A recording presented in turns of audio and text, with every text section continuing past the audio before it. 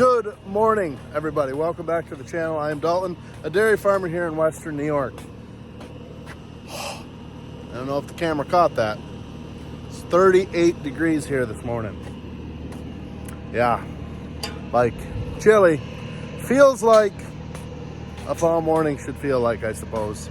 Doesn't feel like a day for hay, but so the video that got uploaded yesterday was actually Tuesday's video. For whatever reason, it took like 32 hours to upload that video. I don't know. So those of you guys who watched that, we did end up getting rain yesterday morning. By last night, I was able to merge up one field. It's too wet to chop it, but just to get it flipped over, get that water worked out of the bottom, we were able to get it merged. So hopefully, here in a few hours, I can get right back to merging. They can get back to chopping. Hopefully we can get it all picked up in the next couple days. Looks like we got rain coming next Tuesday. So we should, as long as nothing changes, have plenty of time to get the hay picked up. First, obviously, got a clean barn. I am gonna just push it into the lagoon today. I've been daily spreading the dry cows, but we've got a lot to do today, so I'm just gonna push it into the lagoon for today. Yeah, so follow along, guys. We'll see what kind of stuff we can get into here today. The old variable speed fans are just, that's gotta be darn near as slow as they can go. I'm actually surprised they're still running, to be honest with you.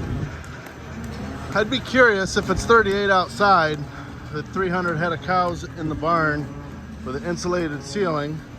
I'd be curious to see how warm it actually is in here. You know, it's definitely warmer, but look at that sky. Whoo! So my favorite part about fall is those skies. And where this barn's located. We never really thought about that when we built this barn up here, but you just get a perfect view every morning of that sunrise. Come on, girlies. Tyler cleaned out this pack yesterday, so that's always nice. Nice, clean, fresh start. We usually clean this out once every couple months. When we clean it out, we do line the bottom. We put in a few skid steer bucket loads of sand. Just gives the cows a little bit of extra footing underneath, underneath the straw in case they need it. It's a nice group of 2-year-olds here. 2-year-old, she's a 2-year-old, she's a 2-year-old, she's a 2-year-old, 2-year-old, 2-year-old. That white cow there is an older cow. Yeah, other than that, these guys are all 2-year-olds. Captain.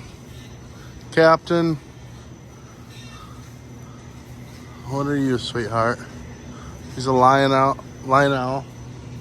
Don't know what she is. She's got the wrong tag in. This heifer here, if she wasn't so high in the pins, she'd be a real nice heifer. She's just high in the pins, but that's a real nice udder.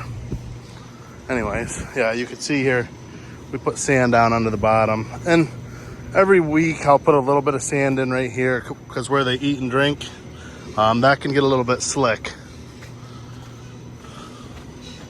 What do you guys think, huh? There's that perennial heifer. We'll have to show you guys her sometime. Her dam is just a really, really, really big cow.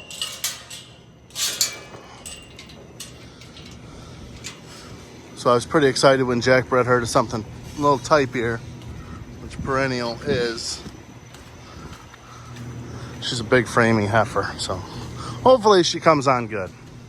All right, guys, getting fueled up here. It's 10 o'clock. There's still a pretty good dew on, but I've got to get rolling if I'm going to stay ahead of this chopper today. I've only got 40 acres merged up ahead of them, so I want to get rolling here. Yeah, I got a little field to do up here, and then I got to go out on the main road, and there's a bigger field out there. And yeah, we mowed in a much different order than we usually do because of the ground being damper. We wanted to hit our older seedings first, so it's been a little bit chaotic as far as figuring out what order of the fields I'm going to be hitting. So I think we got a plan made now, but yeah, we're gonna get right after it here, just getting some fuel. And out here in this big field now, not the heaviest crop, but certainly not a light crop, like just kind of an average crop. I see the neighbors got their grain cart, combine head out here. Looks like they're gonna maybe attempt to start some beans today here. Certainly look dry from a distance, but that'd be kind of cool. See a combine running here.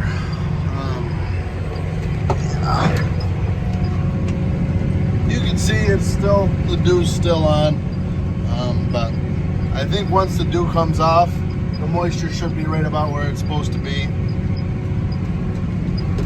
You can kind of tell by how fluffy it is, even with the dew on.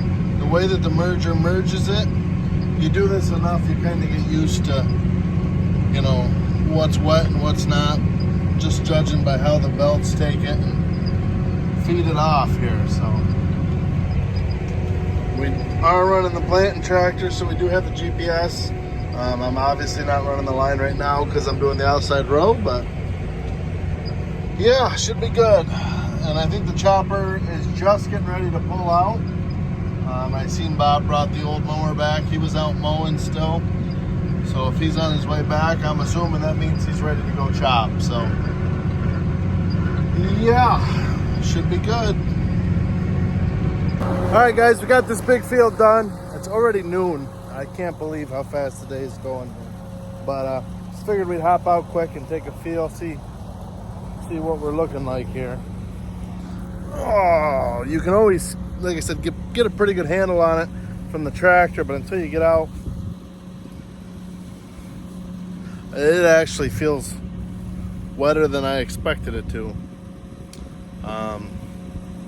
A test that I was always taught, which I already know the outcome just by looking at it, but if you take a wad of alfalfa like this, and you get there, you just twist it like this. That's drier than I thought. So when you could take that and you could twist it into two pieces, it's too wet. Now, if it knots up like that, you're pretty close as far as moisture goes. So there, see, I was able to break that. So I don't know, an old timer taught me that, and for the most part it's pretty accurate, but it's definitely a little bit green.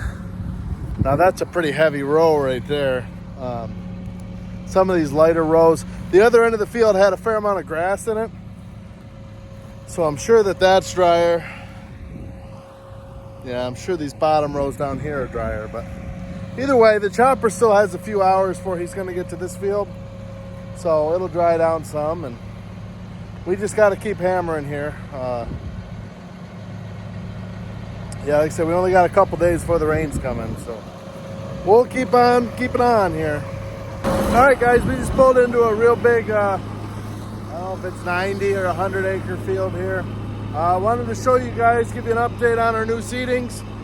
So this is the field. Those of you guys remember a couple weeks back, I stopped and we walked out in it right after they sprayed. It was a couple days after they sprayed to see if the volunteer wheat had started to die yet. So yeah, again, it's been a couple weeks now, but look at that. That is a beautiful, clean alfalfa field. You can see here on the edge, well here, I'll just rip it up. Volunteer wheat is dead. So I am super pumped about how these new seeding fields look. Just clean, clear alfalfa. So we do not cut the new seedings until next year. I know some farms might clip them off because they're about a foot deep right now. We'll let it just grow into winter, so that way there's a nice cover on the new seedings for winter. But next year we'll be able to cut this field with this big flat. That'll add on another 20 acres to this big field. So next year it'll be even bigger yet. That'd be sick. But yeah, super happy about how that stuff came along. this stuff is even more wilted up here. So I think we're in business now. It's like the neighbors got all their cows out on pasture. You love to see that. Over there it's corn. Usually they rotationally graze this whole side of the road here, but this year they planted corn in there. That's the first time I've ever seen it not be pasture. Really, really good corn though. Yeah, I don't know. It's kind of cool seeing all their cows out there.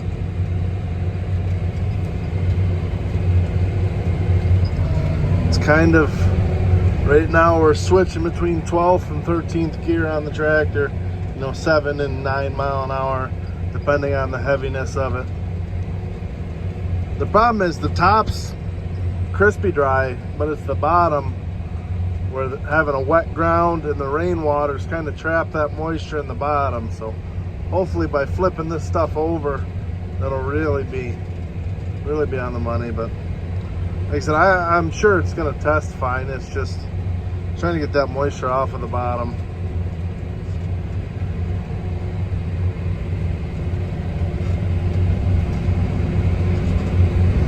Pretty thin down here along the trees.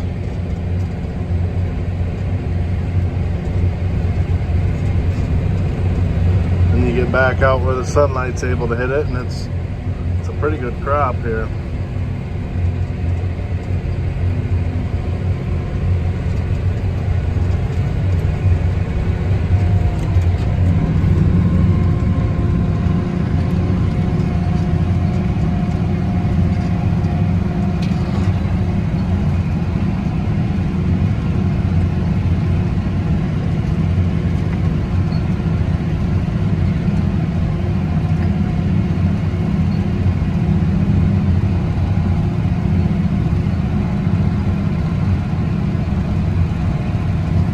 Also, a little side note I learned in the last field, it's that time of year where you gotta watch where you hop out to take a leak because there's cameras everywhere in the woods. I got out, it wasn't 15 feet from me, I saw a camera, I was like, ooh, that was close. Hopefully nobody got an unneeded show. There's a tree stand right there. You guys are gonna be able to see it. Alright guys, well, we've had an excellent day here. 6 o'clock. Just got up here behind our grain bins, which means we are down to this field. Turn the radio down. This field, which is 40 some acres. There's a big field over here. I think it's 90 plus. And then we just got a couple other fields. We ended up buying some hay out of the field from some neighbors. So we got to hit those, but other than that, down to our last 130, 140 acres of our own. You guys can see the grain corn is coming along very nicely. Yeah, there's 85 to 90 acres over there, and then this strip here I think is 40, which is very nice having grain corn right by the bins.